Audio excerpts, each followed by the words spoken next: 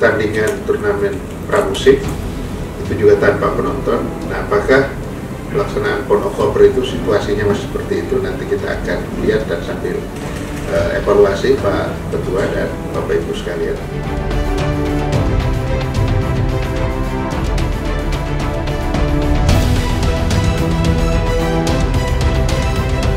Pelaksanaan PON Papua 2021 kali ini harus tetap mengedepankan unsur prestasi sekaligus protokol kesehatan, sehingga kemudian diharapkan akan menghasilkan atlet-atlet yang berprestasi dan bermental juara, namun tetap terlindungi dari pandemi COVID-19, sehingga diharapkan ke depannya mampu menembus panggung olahraga internasional.